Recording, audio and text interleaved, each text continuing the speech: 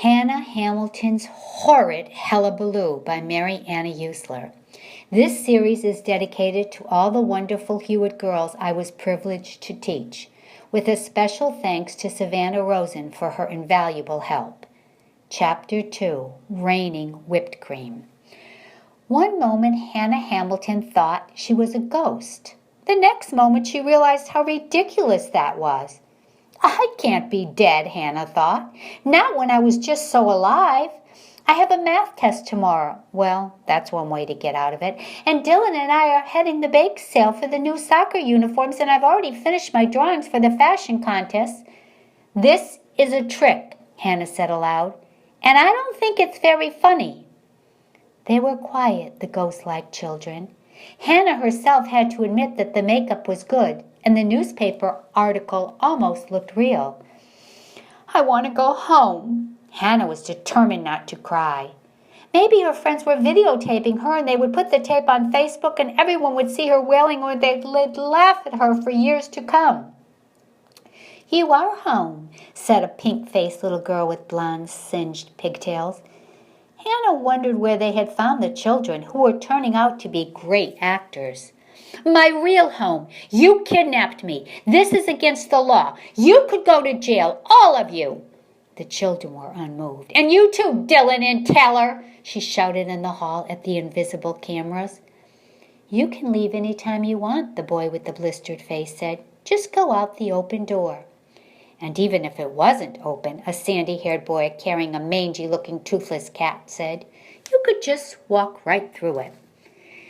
The comment was so outlandish that Hannah didn't bother to answer, and then her stomach plummeted as her fears reached a nightmarish level.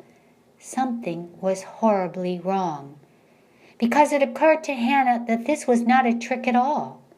Her friends had never been that clever. She now knew the truth. The convent was haunted by real ghosts, and in great detail she would tell anyone who asked her, especially Dylan and Taylor, after she blasted them for abandoning her. She marched up to the door and squeezed through the narrow entrance. She was so elated to be free that she practically flew home. But when she arrived at Main Street with the little dress shop and the candy store and the bank and the post office and the local coffee shop, which was always crowded and impossible to find a seat, and the bakery which made delicious double fudge brownies, she kept bumping into people who didn't seem to notice her or acknowledge her when she said she was sorry. Finally, she was at her own house, nestled behind the oak trees, whose leaves were just beginning to turn rusty red, burnt orange, golden yellow, and when they fell to the ground, they crunched when you stepped on them. Except when Hannah stepped on them, they didn't make a sound at all. She raced to the front door and opened it easily. No one was in the living room relaxing on the large, plump, white sofa. The big screen television mounted on the wall was silent. Where were her brother, Paxton, and her mother? Then Hannah heard voices coming from the kitchen. She recognized her Aunt Lillian's demanding, tart tone. I'm telling you what to do, Sarah, her aunt said pompously. You need to take one day at a time and keep praying. Remember, she's in a better place. Were they talking about her? I'm right here, Hannah shouted as she burst into the kitchen. Her mother continued to stare into her coffee cup as her Aunt Lillian stuffed a cheese Danish into her mouth. The kitchen counter, instead of the usual bowl of fruit, was littered with cookies and cakes and pies and casseroles and rolls and bagels. You don't know what it's like, her mother's voice quivered, to lose my only daughter. You did not lose me, Hannah protested in a hollow and unnatural voice. I'm right here. They didn't look up.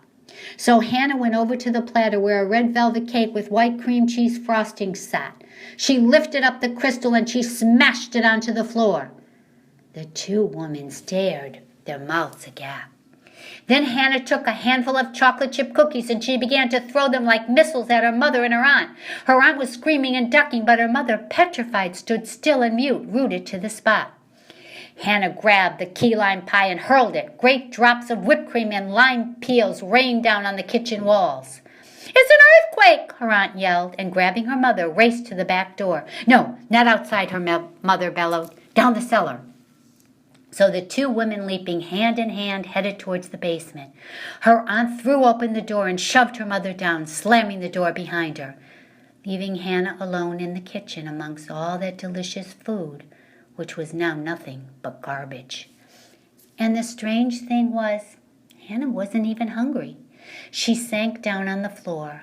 On one side the cake was bleeding out white frosting, and on the other side the pie was staining the floor green. "It can't be," Hannah said. "This can't be happening. All of this must be a bad dream." And then she thought, if I pinch myself good and hard, then maybe I'll wake up. Oh, please let me wake up.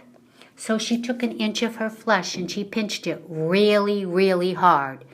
She didn't wake up, and what was worse, she didn't feel it. Not at all.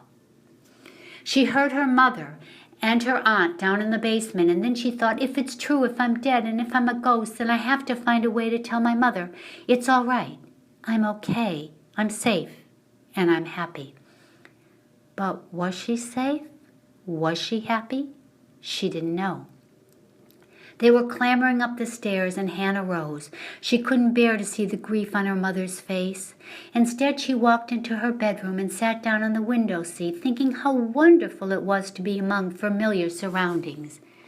And yet, there was a little voice inside of her telling her that she didn't belong here anymore.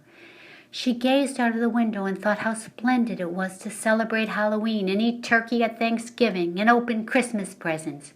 She remembered the delight when sledding in the snow and making pink valentines and hunting for Easter eggs, watching fireworks on the 4th of July, enjoying picnics in August, and the excitement she always felt on the first day of school. All the things she would miss. She looked down at the colorful fashion sketches, turquoise blue skirt, scarlet red dress, sunflower yellow handbag, emerald green sweater.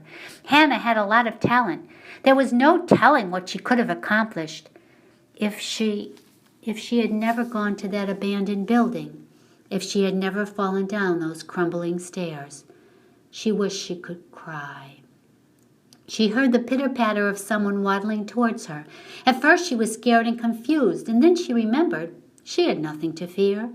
The worst had already happened. It was her little bulldog, Godiva. He stopped and stared at her. He can see me, she thought. He can really see me. "Godiva," she called. He came closer and stood by her, sniffing. "Godiva, I'm here." Godiva started to bark, then cry, then bark, then grunt, causing her mother and her aunt to emerge from the cellar and bustle into the bedroom. "You silly dog," Aunt Lillian spoke. "There's no one here." "I wonder," her mother shivered. "Why is it so cold? What if it's Hannah trying to get in touch with me from the other world?" Aunt Lillian shook her head.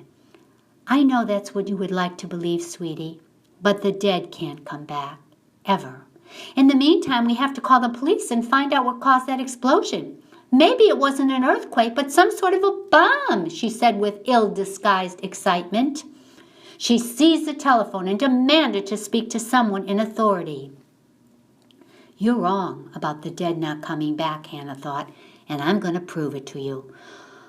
Although how she was going to do that when she had no idea of what it was like being a ghost was beyond her. So she did the only thing she could do. With a whoosh and a jolt, she zoomed out of the house and headed back to St. Hedwig's Elementary School.